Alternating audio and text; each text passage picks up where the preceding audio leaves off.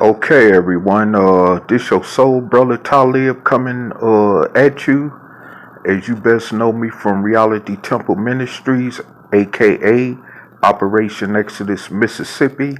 I want to, it's kind of a rant video, but I do want to kind of touch up on something as far as on my part, as I was asked to, and as I promised to do as well, because our brother Angel Snup 7, as you also know best, from Reality Temple Ministries, aka Operation Exodus, Mississippi, had just recently done a video with our other brother, Gary Cuckoo Cutter, and the video was originally titled Educated Fools, and they wanted to get my input on it, but I wasn't able to speak on that because everyone couldn't hear my voice clearly, or wouldn't have been able to hear my voice clearly because of technical difficulties at the time that was going on. So I allowed them to have that video and to do their own portion of the video. So I'm just going to add in my own portion concerning this subject before I move on to a couple other things. But I just want to say that, right now at this time presently, I'm going back to school. Even as I am approaching the age of 52. And, education is very important, and it is very, essential to, survival, especially, in the type of society that we live in. And I just want to say that although education is not the all beginning or the all ending either, because it takes, other life experiences. And if you put that with mere academic education, then, that could take anyone further along in life. But if you just have academic education knowledge, that could only just take you so far. And basically that's what people always told me most of my life, and that's true, so that there, is definitely a fact. But the problem is that there are a lot of us, and I'm speaking about us, as far as 44 plus million so-called American Negroes here in the United States, that do have education of some type of academic degree, and but they take that so far to the extreme as if they're better than other so-called Negroes who are descendants of slaves born in America. And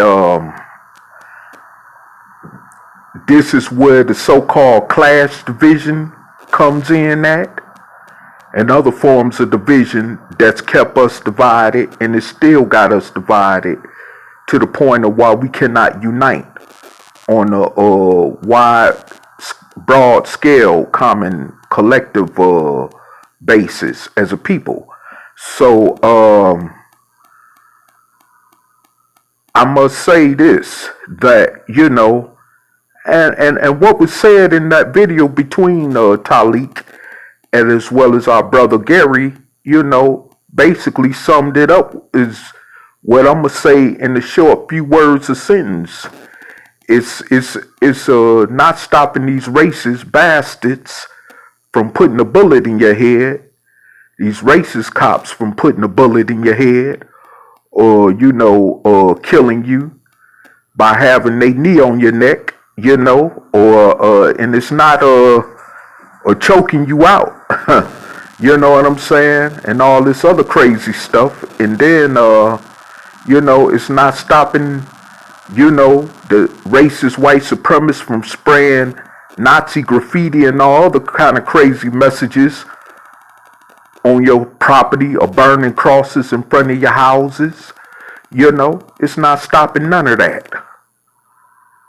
Your education is also not stopping job discrimination or, you know, housing discrimination or mass incarceration, gerrymandering, you know what I'm saying? And, you know, and more added to that, which plagues us as a people in this country every day, like it's been doing for over the past 400 years.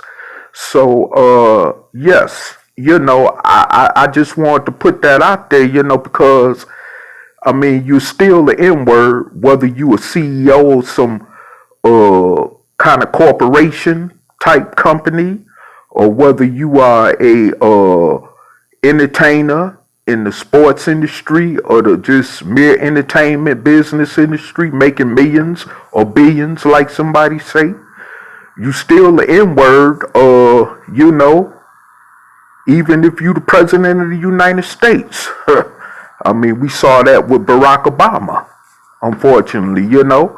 You're the N-word, I mean, on all of it. And even if you're a black police officer, it's been proven numerous times, countless of times, that you still the N-word.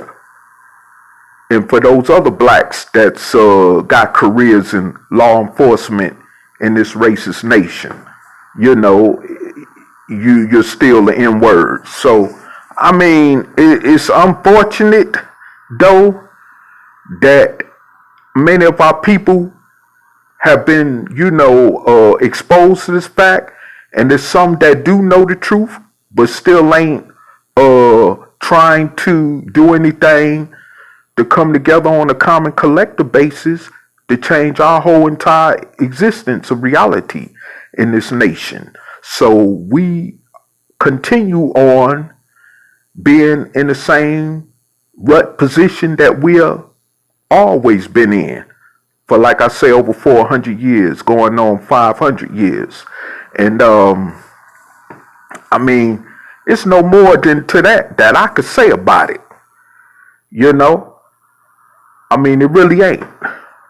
You know, it is what it is, and, we gonna keep on, you know, being the N-word, whether we got a degree or a bachelor's degree, or whatever kind, even a diploma, you know, or other type of degrees, you know, we gonna keep on being the N-word, you know, and it don't make no difference. You know, I mean, it's good to have all that going, job skills going, you know, which we could use to help provide for ourselves and families, and, you know, to even help better ourselves as a people in terms of us as a community. But all that don't mean nothing when we don't got a state like Mississippi backing us. Hello? I mean, okay, I hope that didn't fall on deaf ears, but I'm just saying, you know, that don't mean nothing if we ain't got a state behind us, which is one of our primary agendas behind creating the Mississippi campaign in the first place, to change that reality, you see. So, I mean, you know, and like I said before, you know, that don't mean nothing. Don't mean a damn thing. See, so, like I said before, you know, at the end of the day, we have to analyze and really reevaluate our point of views and how we see this thing as far as education is concerned. Now, with that said, I like to move on to something else, because like I said, pretty much what was already spoken about in that video, which I was supposed to have been a part of, has pretty much already been covered by Brother Taalik and Brother Gary. But like I said before, I just wanted to add my 2 cents into that, you know, and just, you know, cover my side of the bases on it. And so anyway, like I said, I just want to, before closing, I just want to iterate on something, about this situation, dealing with us as a people, dealing with us as a race of people, or a so-called race of people, or a group, or rather, I'd rather say as a group of people, for us as, dark-skinned descendants of slaves born in America. I want to just say that, why are we doing all this protesting and all this crap, around the country over, George Floyd, getting killed by this racist cop in Minneapolis, Minnesota, and no disrespect to the brother, and may he rest in peace. But we have to work on, addressing the things that we are wrongfully doing to each other in terms of self-hatred, self-imposed oppression, and sorts of stuff like that going on, where we can't even feel safe around each other, because we don't like each other for some reason, because we not from the same hood, or because we from a different city or a different state, or we involved in the rival gang set, or some other different type of ignorant, frivolous reason why we don't like each other, which drives us to want to do violence to each other and kill each other and all this other stuff. You see what I'm saying? And so, I mean, at the end of the day, we are, like Marcus Garvey would say almost 100 years ago, we are, as black people, our worst enemies. And that's a fact. We are our worst enemies. And it has been, over the past 400 years, our history in this country and how we have dealt with each other has illustrated that. And unfortunately, prior to our slave bondage, also, it has been a proven fact that we were our own worst enemies, I mean, regardless of all that stuff which I'll talk about before slavery, with civilizations like Timbuktu, ancient Egypt, Kemet, and all that, you know what I'm saying? That didn't have a damn thing to do with us anyway, and we don't even know how to be creative and create a better existence out of our present reality as a people, instead of always looking back at Kemet and Egypt, which can't do nothing for us today, and it hasn't tangibly done nothing for us. It ain't kept us from, like I say, shooting each other, kicking each other in the ass, beating and raping our own women, prostituting our own women, you know what I'm saying? Selling each other that drug poison called crack and heroin and whatever else kind of poison we sell to our own people, and all that kind of stuff. You know what I'm saying? We haven't, addressed none of that while all this has been going on. While we trying to hoop and holler and make noise and beg for other people to treat us different, but we ain't created a situation like the Mississippi campaign, which will help definitely address that. You know what I'm saying? Quicker than in the situation that we're in, you see. But we definitely do need to address that. Because as it seems, you know what I'm saying, looking outside the box, we're more, harmful to each other than even the races is.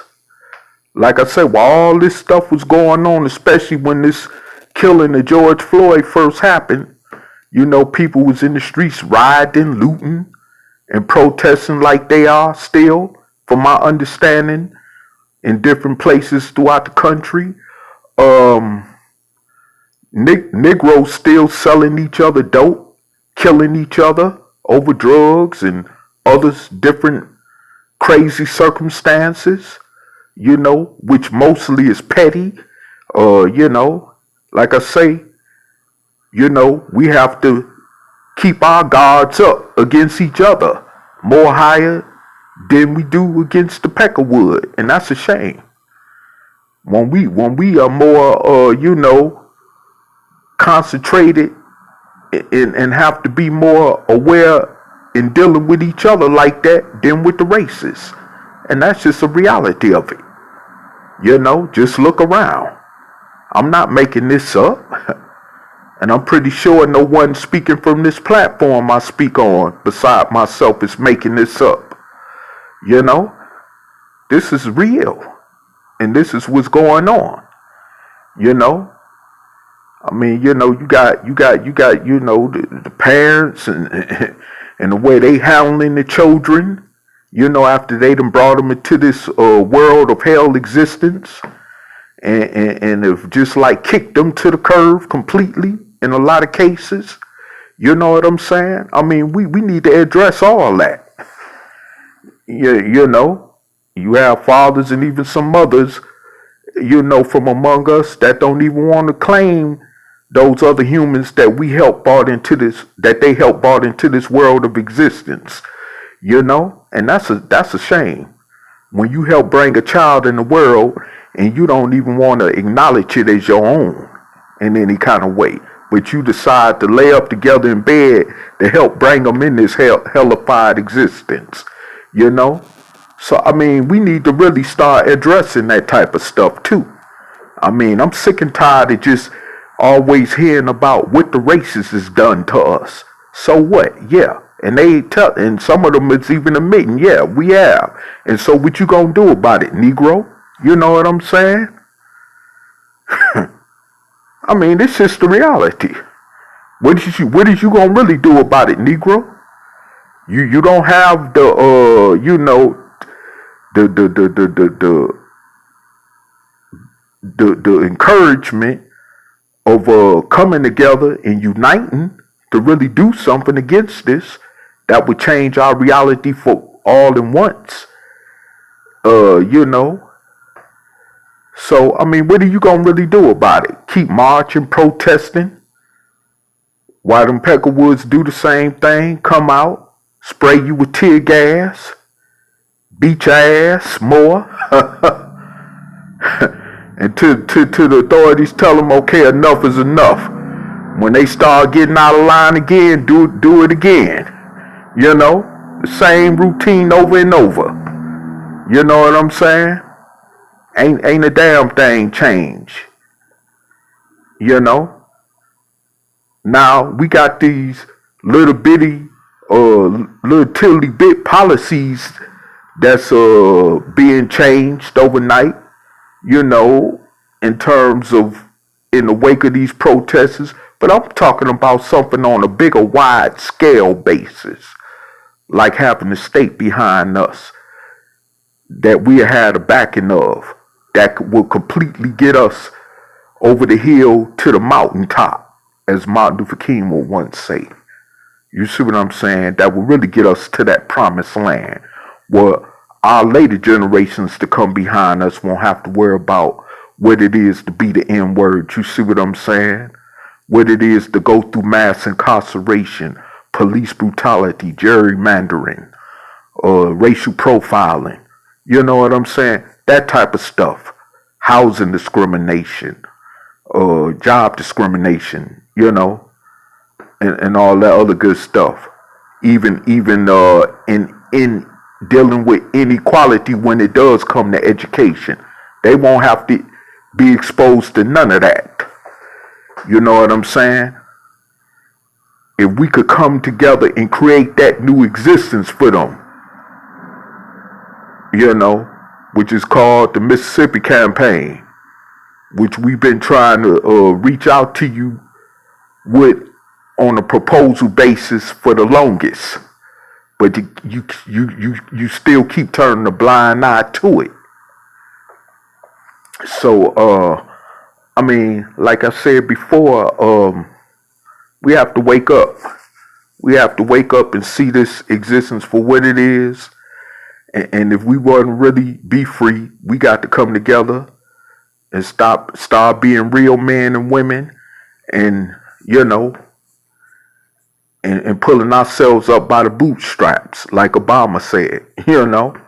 That's the only way we gonna get up out this hellhole. I mean, unless you want to take another route, or on an individual basis, like I've always said before, by finding another country to move to, to move you and your family to, or whatever, you know what I'm saying? Other than that, like I said, or just stand here and remain in the damn slave. Those are only two options you got if you do not want to unite to turn this thing around for once and for all.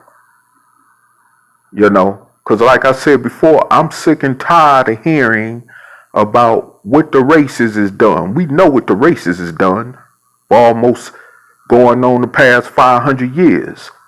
But the question is, and the answer should be, is what in the hell is we gonna do about our own condition and what we're doing to ourselves and against each other, well as our own selves? You see, like I said, while we addressing all this other stuff, that is relevant as well. But like I said, what's more important and relevant is how we gonna address that. We're in these major cities around the country like Detroit, Chicago, New York, Atlanta, New Orleans, Oakland, Jackson, Mississippi, Little Rock, Arkansas, Pine Bluff, Arkansas, LA, Baltimore, Washington, D.C., where black kids can't even feel safe going to school or coming home from school in their own neighborhoods, in fear of their life or being harmed by somebody that look like them, more than likely over some bull crap. You know what I'm saying? Free gang zones got to be created so they could just be able to go to school and come home from school in peace. You know what I'm saying? And all that type of crazy stuff. Boy, I'm glad I ain't bring no kids in the world to have to deal with that type of reality for real. And that's just the truth. So, I mean, like I said before, I mean, we need to wake up and realize what's going on. I mean, this is not no game. This is for real. We got to really, if we really want to be free, we got to really address some deep internal stuff, even among our group as a people. Within our group and within amongst ourselves, we have to address some internal issues, because racists gonna keep being racist. That's not gonna stop nothing as far as that go. The racist is gonna keep being racist. That's just the reality. In the history of this country, racism has been so embedded. And it's almost impossible to think that racism will ever end in this country like it is. We're going to have to create our own existence on our own, not waiting on the government or system to do it for us.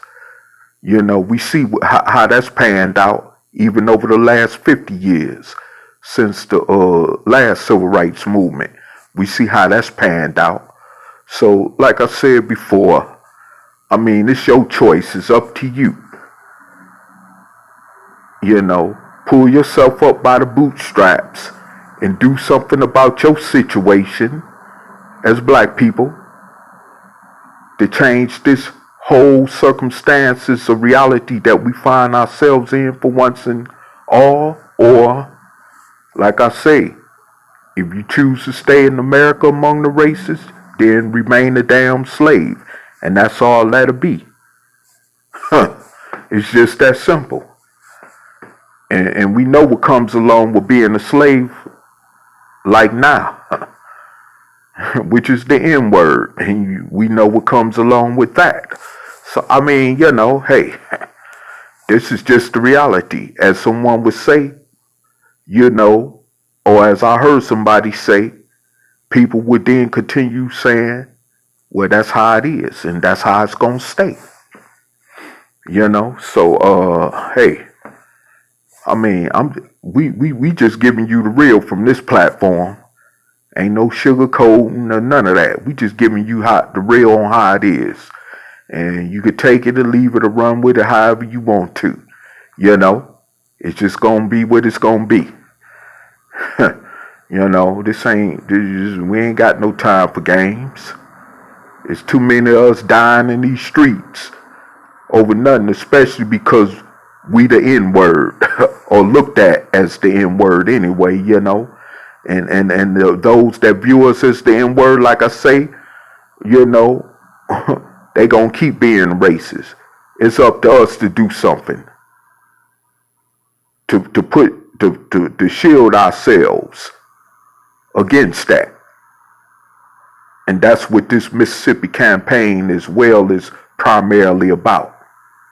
Creating a safe haven to shield ourselves away from that. Because we, at this point, after over 400 years, we can't stop the racists from being racist.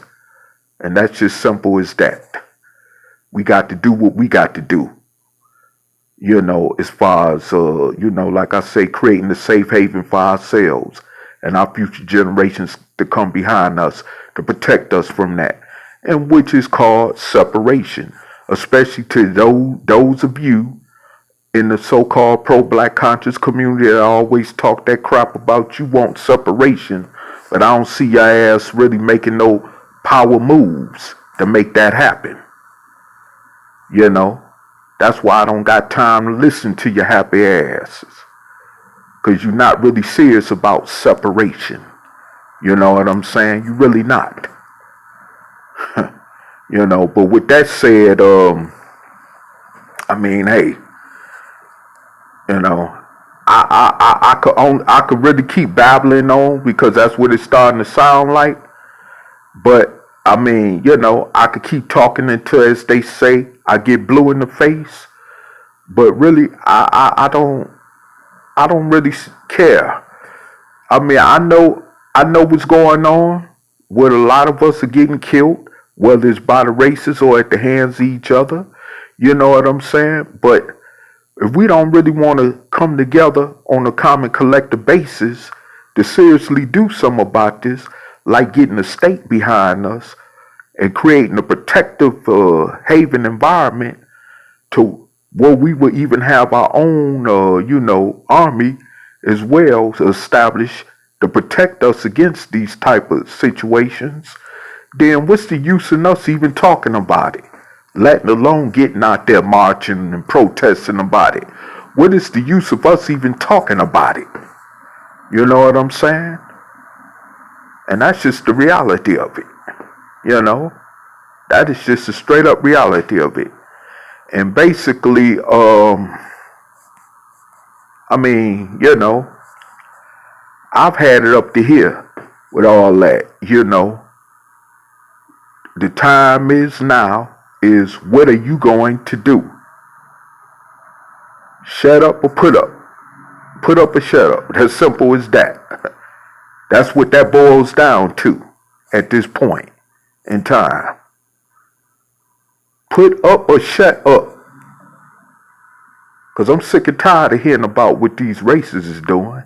What the hell is we going to do about it, and what we going to do about how we killing each other out here? How we got our own elderly people scared to walk out their house in peace, to go somewhere, even if it's just going to the store. I'm talking about our own elderly. You know, and before I close, I was over recently ago talking to another soul brother over a private conversation we had. And he was telling me that before he left Atlanta, which was not too long ago, he was down in Atlanta, Georgia, and he said some young person in the community, in the black community, robbed a elderly woman who was known to have been a activist in the civil rights movement, well as known to have marched with the late Dr. Martin Luther King Jr. And he ran up on her and snatched her pocketbook. You know what I'm saying? And stuff like that. And I mean, see, this kind of stuff, our elderly people who lived, who seen even worse, you know, who risked their own lives to try to make things better for us as a people in this country, even through the civil rights movement.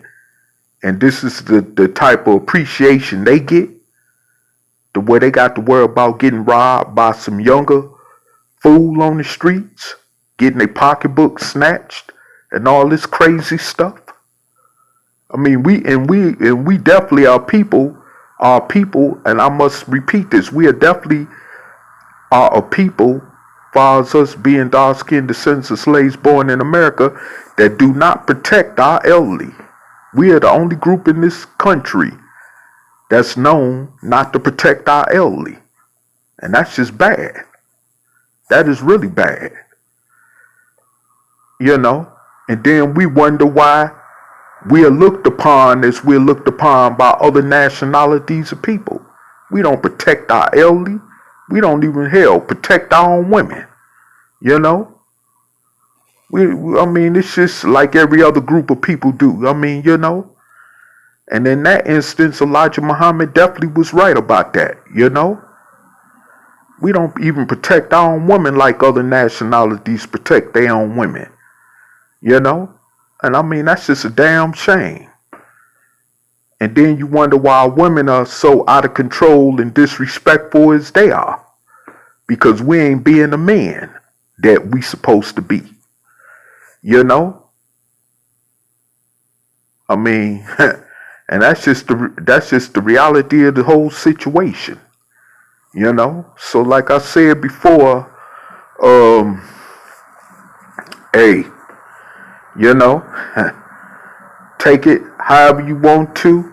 I'm just throwing this out as advice. That's all I could do. I'm not trying to be your leader, your prophet, or your messiah, or your savior. I'm just giving you advice in this commentary. And it's up to you to take it how you want to, or do something about helping so we can all come together and bring ourselves up out this condition that we find ourselves in as a people. And with that said, I'm going to be Audi 5000, as someone say, in peace.